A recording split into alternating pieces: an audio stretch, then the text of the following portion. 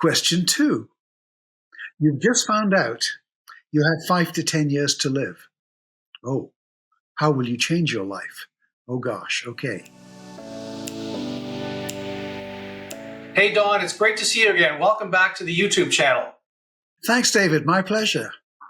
Now, Don Ezra is an accomplished financial expert, an actuary by training, and a pension consultant to some of the world's leading pension plans. He really knows his stuff. But his focus these days is not on money or pension liabilities. It's on purpose and happiness in what he calls life two. Now, Don, it is said that over 1,000 Canadians turn 65 every year as the baby boomer generation continues to work its way through life. 65 is an interesting age. I just had my 65th birthday this year and watched as many of my friends are already in or contemplating retirement. Now, I know lawyers who have been forced to retire as partners of their firms, and they're not necessarily happy about that. And I, for one, have no plans to retire. In fact, that's a term so laden with stereotypes that I simply don't like using it. I like rewirement. Now, a client of ours in Ottawa told me that term when I met her at our annual client meetings earlier this year, and it's really stuck with me. Now, Don, you've done a lot of thinking about so-called retirement, and indeed, you've written extensively about it in several books and continue to do that on your blog. So let's dive in. How do you think about retirement? How's your retirement going? Oh, I'm with you, David. Let's not think of this stage of life as retirement, even though that's how everyone always refers to it, because the reason retirement is backward looking. It signifies the end of something. So when you retire something, you're putting it away because it's reached the end of its usefulness. And that's a depressing thought for us all by itself. So retirement defines us by who we used to be, by what we used to do, as if life is coming to an end. So I'd rather think of this transition as graduation, life being graduated, divided into parts, and we're graduating from one part, full-time work, into the next part, which, by the way, is typically the happiest part. And if we're in reasonable health, we've got a big chunk of life ahead, enough to think of this as a long, bright future. So let's look forward. In fact, I now think of this part, the part after full-time work, as the enjoyment stage of life. But the irony is that typically people tend to fear moving to this next stage. And, it's natural to be scared. I mean, scared of a big change, scared of the unknown, scared that we're more ignorant about our new future than we want to be, or at least that we're prepared to admit. Because it's not only leaving a life we've known. We've done that before. We graduated from high school, from university, we got married, we got parents, became parents, we moved, etc., etc. And each time, that was a big adjustment. Now, in many ways, this is the biggest adjustment. It's the phase of life that's lasted the longest, and that's why it's so tough to leave.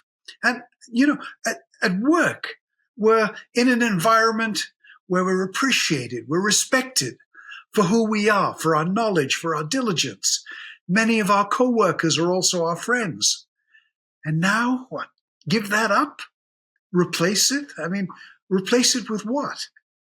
I experienced this personally. I mean, I felt I was a tree that had been uprooted after years, after decades of planting deep roots into soil that nurtured growth. I loved that. And then I gave it up. I had a 3-year transition stage until gradually I realized that this was also an opportunity to redefine myself. I mean, it's not easy. It takes an effort, but it's possible for everyone. And the opportunity is there. I mean, now this doesn't mean everything's going to be fine forevermore. I mean, that's not credible. Nothing in life is ever like that. But at least we can get rid of the irrational fears. And for the rational fears, we can create a framework, as I'll show. And then we can say, here's what's involved. I've got a framework. We still have decisions to make. We'll have actions to take. But here's what's involved in setting up our plans for the future. And once you know what your situation is, what your options are, at least that puts you in the driver's seat. And that's the kind of help I've tried to give with my book, Life 2. Well, I love the sense of enthusiasm in planning for Life 2. I also appreciate this concept of graduation of sorts. I really like that. Very positive. And as you say, it can create a fear of the unknown, which is perfectly normal and understandable. So what are the things that are different in the next stage of life, and how do you help people set up for that? How do you set up that framework that you referred to in fact put us into the driver's seat? I think ideally, you should start thinking about these changes, all these issues, perhaps 5 years before your planned retirement. That'll help you to deal with them much better. But let's suppose you haven't done that, because most people don't. And now let's suppose you've retired, you've graduated. Okay.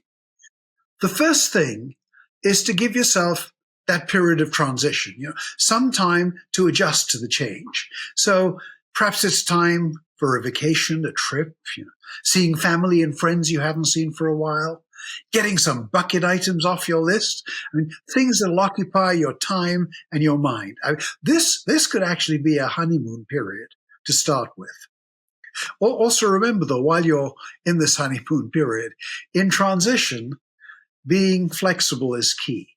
Anything that requires money to reverse or effort to reverse should be avoided. So typically it's unwise to make irreversible commitments in transition.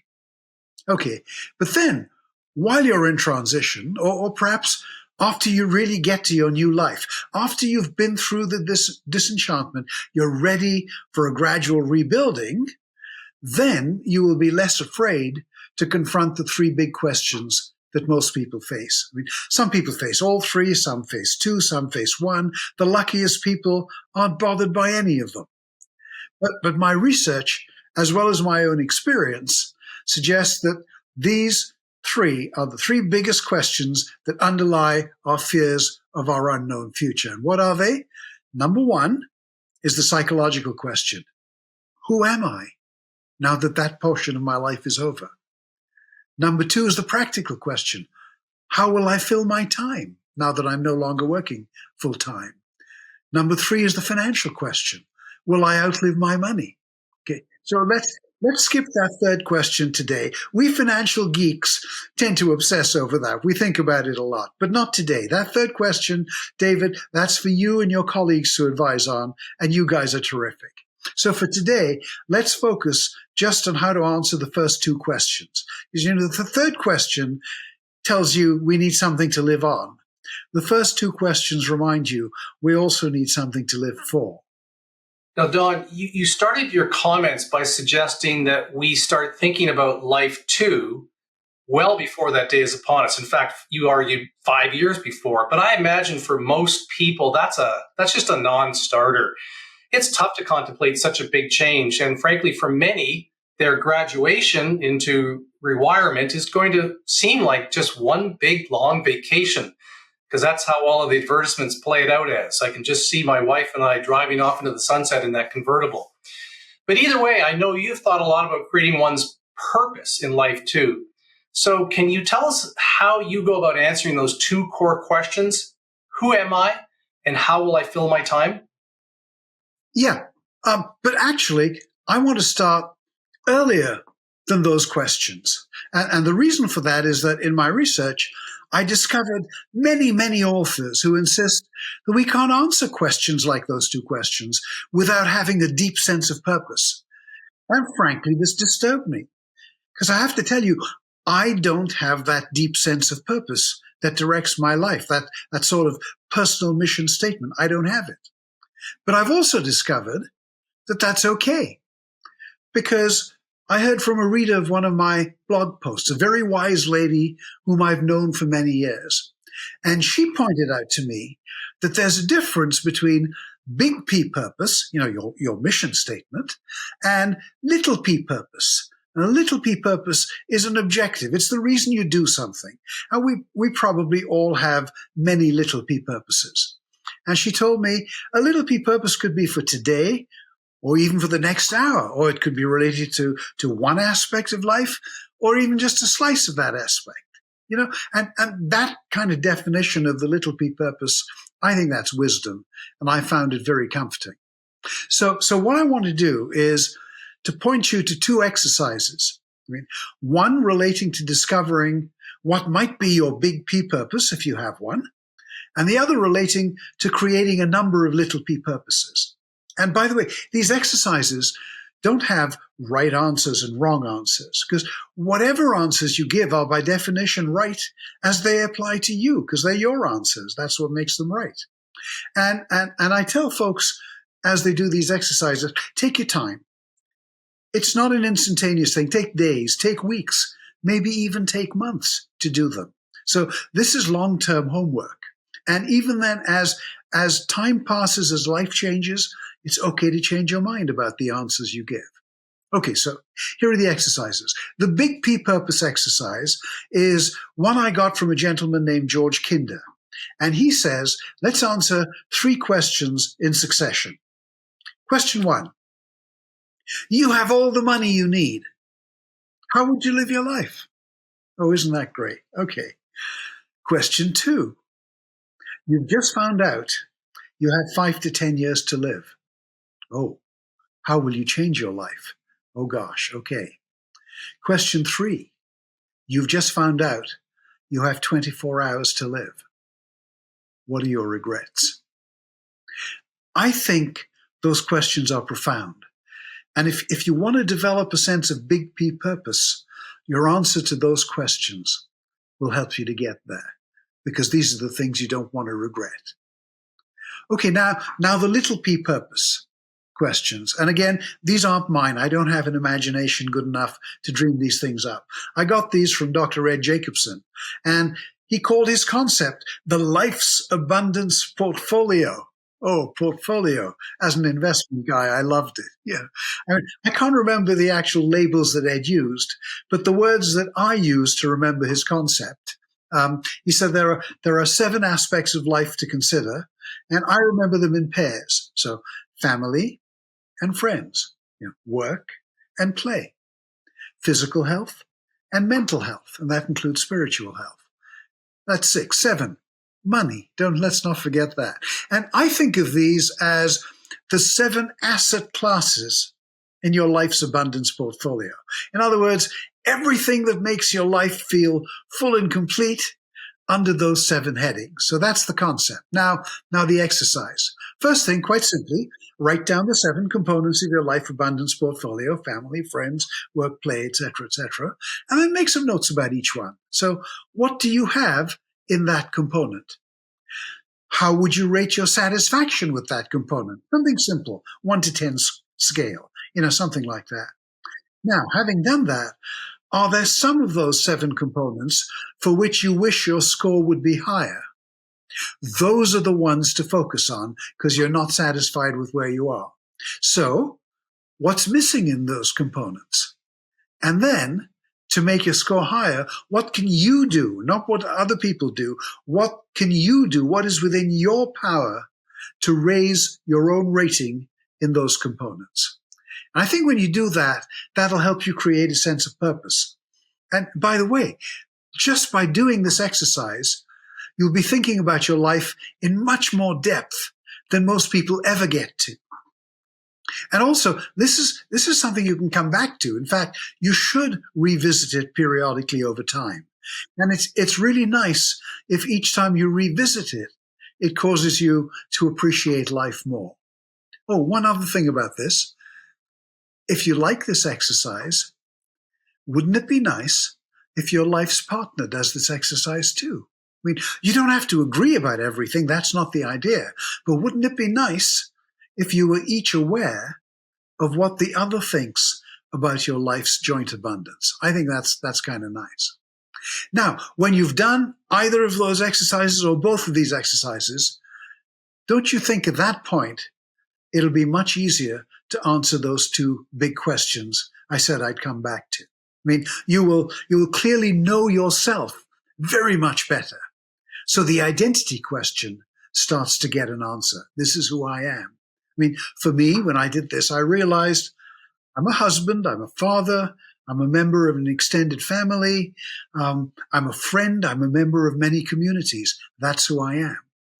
And then the answers to my life's abundance portfolio exercise gave me some idea about what are the most important angles to spend time on. What should be the little p purposes?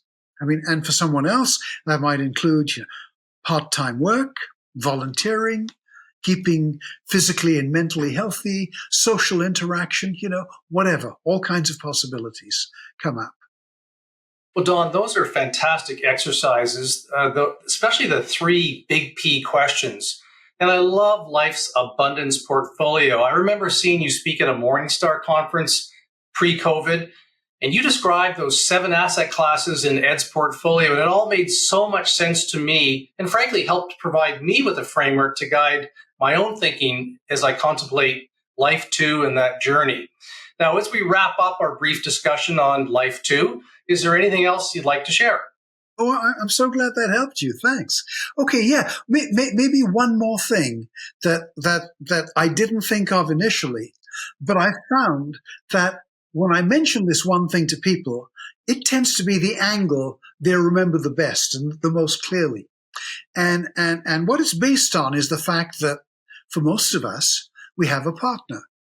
And when you look at a couple, you're not just partners, you're also 2 separate people. You don't want to be identical people. I mean, the last thing you want is to have a partner who's exactly the same as you. So I will then give people who are tuning in the same advice that I give to newlyweds. Okay. So think of a picture of two partly overlapping circles. Okay. So it's called a Venn diagram after the guy who first used it 150 years ago to illustrate an aspect of logic. So think of one circle as representing your interests and the other circle as representing your partner's interests. So there's an overlapping area, things that you're both interested in, as well as the outer parts, that is one person's interests. Okay. Now, when you first met, you probably went all soppy over the things you have in common. Oh, we're so alike, etc., etc., etc. And then more and more of your lives probably tended to be spent in that overlapping area of the Venn diagram. Because typically what happens with 2 people is you have children, and gradually they take over that area. They fill it. I mean, maybe even to the extent that the 2 outside areas don't have very much in them at all. Okay. And that's dangerous. Because one day the children leave. Yeah, they really do. One day they leave, and sometimes couples find they no longer have anything else in common in that area. And that can lead to instability in the relationship or even divorce. So I tell newlyweds on each anniversary, when you hold each other close, you express your love in whatever way suits you. The most romantic words you can tell each other are these. Honestly, all the parts of our Venn diagram are healthy. That is romantic, yeah. And so bear that in mind, not only as newlyweds, but in this enjoyment phase of life as well. I think it's really important to have all the parts of the Venn diagram are healthy. Oh, while I'm on, one other thing. I found a cartoon that, even though it plays to stereotypes, I find it amusing. I hope you like it too. I think it relates to that Venn diagram angle. Let me describe it to you because it's easy to picture it. I'm not sure it's totally politically correct these days, but here's what it is. So there's this guy who is obviously very pleased with himself. And he's at home and he's got a sheet of paper and he's been writing on it. Okay. And he's talking to his wife who's listening with a clenched face. And the guy is saying, well, he says, after just a week at home, honey, I've come up with this comprehensive list on how to do things more efficiently around here. Yeah. And then at the bottom is the title of the cartoon. It's The Real Reason Many Men Don't Live Long After Retiring. Don, I can't possibly relate to that. I'm not even retired. I suspect that my wife is saying the same things. Well, listen, I love the part in your book also where you describe how your mother-in-law says to her husband upon his retirement, I married you for better or worse, but not for lunch, which is a wonderful cliche that we've heard many times, but it is absolutely apropos. And indeed, whether on paper or in conversation, carving out that time that you suggest to explicitly have a conversation around the family Venn diagram is undoubtedly a hugely smart strategy to maximizing happiness in life too. Don, it's been amazing to have you on the Steadyhand Coffee Break. And if you've enjoyed this brief chat on life too, well, I encourage you to check out our longer discussion that Don and I had almost 2 years ago. And we'll provide a link to that video in the notes below. And of course, if you want any of Don's books, either Life 2 or Happiness, I'd be happy to send you a copy. Just send info@Steadyhand an email, and the first 10 people who do that will get a copy in the mail. Don, thanks again. It's been great having you back. Oh, it's very kind of you, David. Thank you. I've had a great pleasure. This has been terrific. Thank you. And a reminder, if you've not yet subscribed to the Steadyhand YouTube channel, we'd love to notify you of new content as it becomes available. And of course, the best way to be in the know is to subscribe to our channel and click the notification bell. Thanks again for watching. We look forward to seeing you back soon.